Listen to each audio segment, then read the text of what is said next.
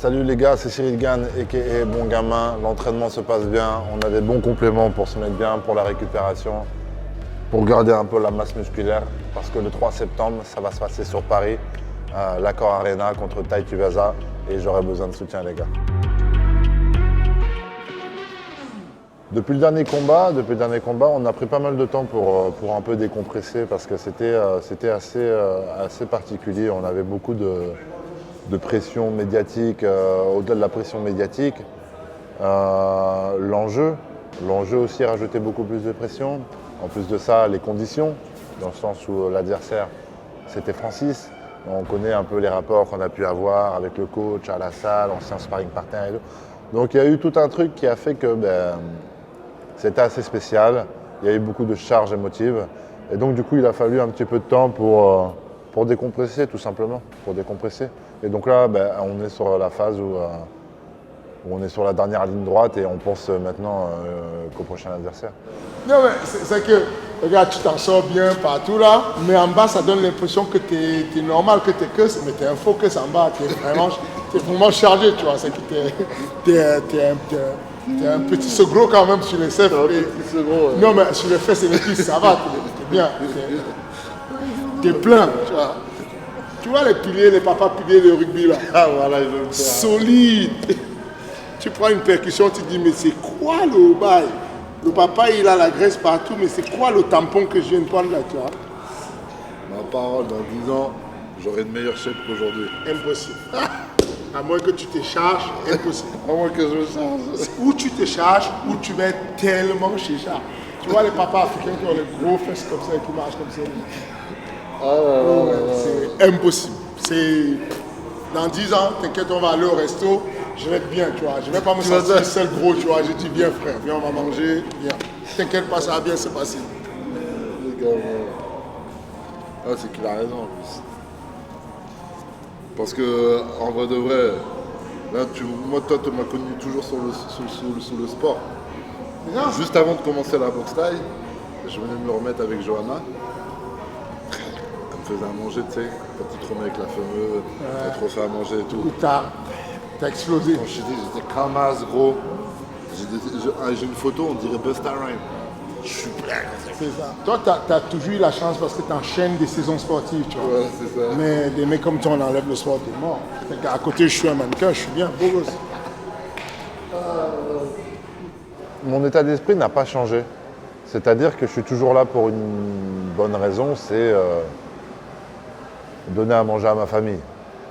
Ça, c'est la première des motivations. Je dirais juste que il y avait des points d'interrogation. Aujourd'hui, le fait que j'ai connu ma première défaite, la défaite était toujours un point d'interrogation pour moi. Je ne savais pas ce que c'était, je ne savais pas quelle émotion s'en dégageait. Et aujourd'hui, je sais ce que ça fait. Je sais ce que ça fait. Et je sais que je n'aime pas ça. Tu vois, je sais que je n'aime pas ça parce que je me rends compte que je suis un compétiteur. Alors sur le coup, ça pique, mais après ça passe. C'est juste que je suis un compétiteur, donc sur le coup, je n'apprécie pas. Mais après coup, ça reste du sport, faut un gagnant, faut un perdant. J'accepte les choses de la vie, tu vois.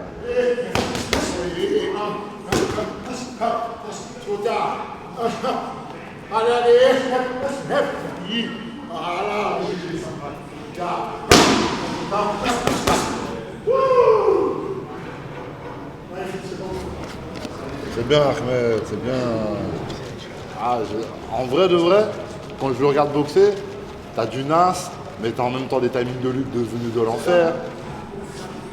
La plus grosse ambition sportive, là, à l'heure actuelle, pendant qu'on parle, c'est de gagner mon prochain combat. Et j'ai toujours un peu cet état d'esprit, dans le sens où, déjà en début de carrière, on me parlait beaucoup de la suite, avant même de parler de mon prochain combat. Et moi, ça a toujours été mon moyen de rester concentré sur ma carrière, c'est de penser à la prochaine échéance, parce que c'est la prochaine échéance qui fait que je pourrais passer à la suite. J'ai jamais été intéressé à regarder loin, jamais, jamais. Donc là, aujourd'hui, tu me demandes quelle est mon ambition. Ma mission première aujourd'hui, c'est de gagner mon prochain combat. Le reste, on verra. Le prochain combat, ça sera bien le 3 septembre à Paris. Qu'est-ce que tu ressens par rapport à ça? Parce que c'est le tout premier événement UFC. Ça me rend heureux de pouvoir participer à cet événement qui sera historique pour notre pays. Parce que, comme tu dis, c'est la première fois. et ce sera moi en main event. Donc c'est assez flatteur. C'est assez flatteur. Et je vais marquer un petit peu l'histoire du MMA français grâce à cette date-là, un peu, tu vois. C'est pas toi qui me dis, c'est moi qui te... Mais oui, c'est ça. Tu avais oublié que les vieux sons comme ça ambiance. Ça fait longtemps qu'il n'a pas écouté ma playlist. Et là, Laisse-moi mettre ma playlist Ah et non. tu vas le voir en train de Shazam. Non, ta playlist, elle est trop nouvelle. Elle peut pas, mais j'aime pas les trucs super.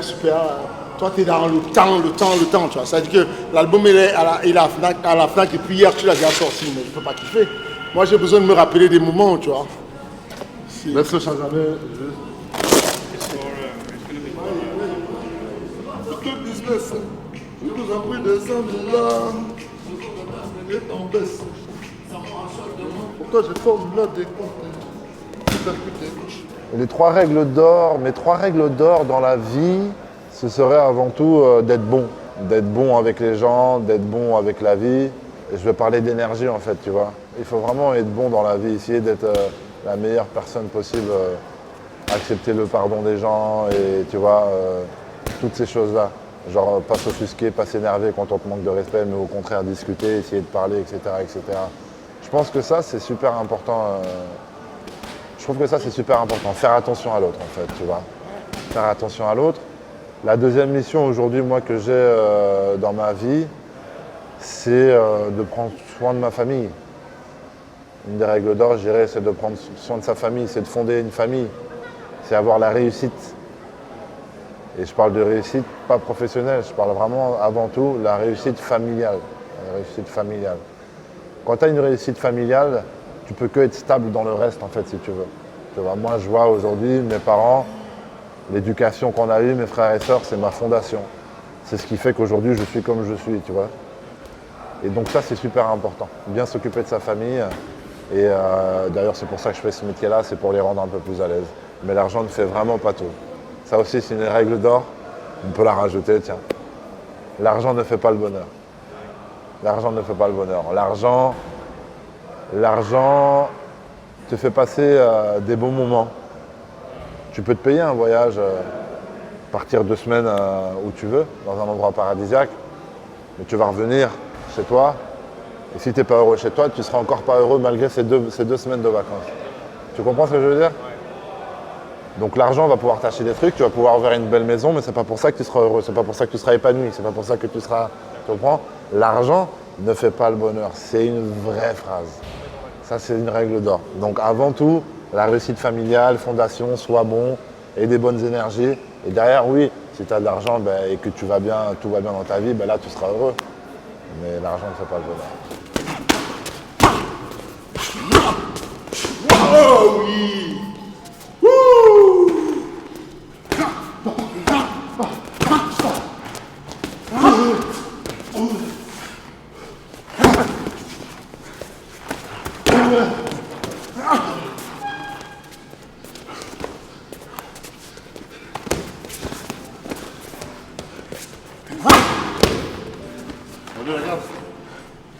Il y a plusieurs moments dans ma vie où je me sens fier. Il y a forcément quand l'arbitre te lève la main parce que tu viens tout juste de gagner ton combat. Donc tu es fier parce que tu as 20 000 personnes en face de toi qui crient ton prénom, etc. Avec toute la sollicitation médiatique, les gens qui te reconnaissent dans la rue, etc. Donc ça c'est le même paquet. Si tu as la victoire, tu as ça qui va avec, tu vois. Mais tu as aussi les moments de la vie où je parlais tout à l'heure, la réussite de la vie. On parle de réussite quand on lève la main. On parle de réussite aussi quand tu construis quelque chose avec ta famille. Et quand je suis avec mes filles, ma femme et que je me balade et que je vois que l'amour règne, là je suis super fier, tu vois. Je suis archi fier. Et souvent la famille me le disent. Je suis fier, avant même de dire de ce que tu as accompli dans le sport, je suis fier de... Tu vois, parce que moi je suis le petit de la famille. Et donc quand tu vois ton petit frère, tu sais, la transition qui devient un homme, qui construit une famille, etc. Lorsqu'en vrai de vrai, j'étais un petit cancre et que je faisais des conneries et qu'on ne savait pas où j'allais aller. On ne savait pas où j'allais aller, en vrai de vrai. Je faisais quelques petites... On ne savait pas où j'allais aller. Même mon père pensait que j'allais mal terminer quand j'étais petit, pour te dire la vérité. Et donc du coup, c'est une fierté. Une belle femme, de beaux enfants et beaucoup d'amour qui règne, mais ça, c'est sûr que ça me rend fier. Ça me rend fier. T'inquiète, c'est bon, c'est parfait.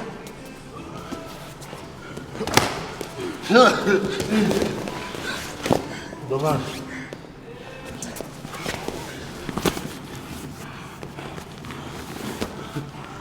Oh!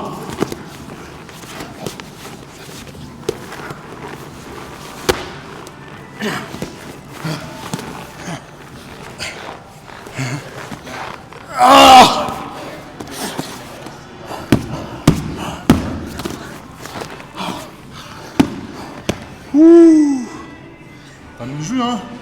Fuck! Laisse-moi tranquille, frère. Mais c'est en termes de cardio que tu me butes.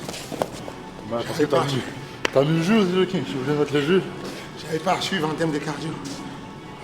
Je crois que j'ai jamais voulu abandonner. Ça fait pas partie de mon champ lexical.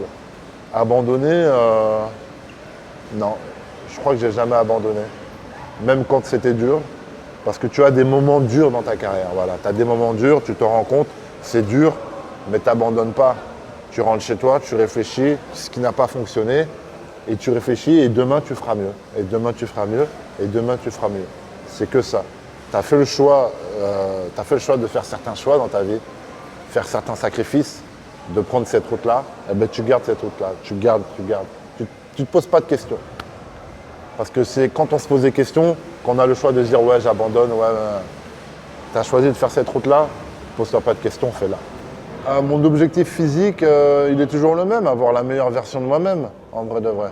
Parce que je sens que je peux toujours augmenter le curseur force, je peux augmenter le curseur shape, dans le sens où je sais que je peux être encore plus tracé, plus joli à voir, etc., etc.